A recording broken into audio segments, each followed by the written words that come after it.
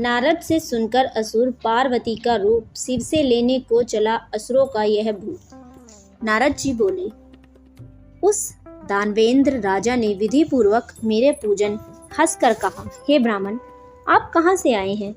कहीं कोई अच्छी वस्तु देखी है जिसलिए आप आए हो? आज्ञा करिए। नारद जी बोले, हे दैत्येंद्र, मैंने एक समय कैलाश पर्वत पर जाकर वहां पार्वती के साथ बैठे हुए शिव जी को देखा। 10,000 योजन चौड़ा वह कैलाश पर्वत है। वहां अनेकों कल्प वृक्ष और कामधेनु हैं और चिंतामणियों से वह भूमि प्रकाशित है। उसे देखकर मुझे आश्चर्य हुआ कि तीनों लोकों में इनके समान रिद्धि कहीं भी नहीं है। हे दैत्येंद्र, जब तुम्हारी रिद्धि की मुझे याद आई तो उसे देखने के लिए मैं यहाँ आया हूँ।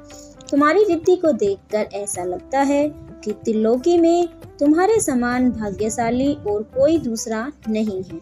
फिर भी स्त्री रत्न के बिना तुम्हारी इस सिद्धि को देखकर विचार करता हूँ कि महादेव जी के समान सुखी कोई त्रिलोकी में है ही नहीं। नाग कन्या आदि यद्यपि आपके यहाँ है भी तो भी पार्वती जी सुंदर नहीं है। जिसकी सुंदरता रूपी समुद्र में डूबकर ब्रह्मा जी ने पार्वती जैसी अनेक अप्सराओं को बनाया, परंतु उसके रूप के समान कोई अप्सरा ना हुई। स्त्री रतन के भोगने वाले महादेव जी का वैभव तो श्रेष्ठ है। ऐसे कहिए कि जब मैं वहां से चल दिया तब दैत्यराज उसके रूप को सुन कामदेव से पीड़ित हो गया। तब भगवान की माया से मोहित होकर सिंह के पुत्र राहु को उसने महादेव जी के पास भेजा। उज्जवल चंद्रमा के समान कैलाश को क्षीण चंद्रमा की तरह अपने काले रंग से रंगकर वह राहु वहां गया। नंदी से निवेदन करके उसके बाद वह राहु महादेव जी के पास पहुंचा और बोला, हे वृषध्वज, त्रिलोकी के स्वामी रत्नेश्वर जलंधर की आज्ञा सुनो। शमशान निवासी हाड़ों की माला पहने हे दिगंबर, तुमको हिमालय की बेटी ऐसी सुंदर स्त्री किस कारण से मिली है? मैं रत्नों का स्वामी हूँ। वह स्त्रियों में रत्न मेरे ही योग्य है, तुम्हारे जैसे भिखारी के योग्य नहीं। नारद जी बोले, राहु के ऐसा कहते ही महादेव की भ्रुकुटी से भयंकर एक पुरुष पैदा हुआ।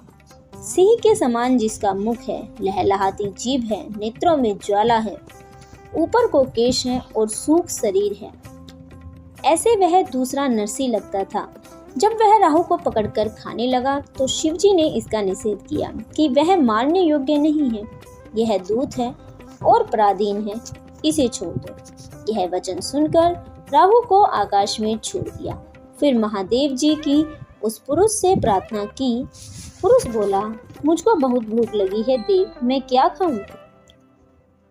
महादेव जी बोले, तू अपने हाथ पैर का मांस खा ले। नारद जी बोले, शिवजी की आज्ञा से पुरुष ने अपने ही हाथ पैरों का मांस खा लिया। अब उसका केवल सिर बाकी रह गया था। यह देखकर शिवजी प्रसन्न होकर उस भयंकर पुरुष से बोले, हे कीर्तिमुख, तू सदा मेरे द्वार पर रह।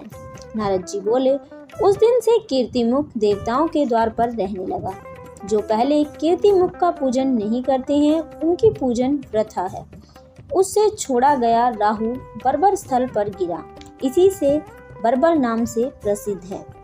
फिर उस राहु ने अपना द्वितीय जन्म समझकर जलंधर के पास जाकर ये सारी बातें बता दी। आज का 12वां अध्याय समाप्त हुआ है। अगर आपको कार्तिक मास की हर रोज की कथा सुननी है तो आप हमारे चैनल को सब्सक्राइब करें और आपको कथा अच्छी लगी हो तो हमारी कथा को लाइक और शेयर जरूर करें। राधे राधे।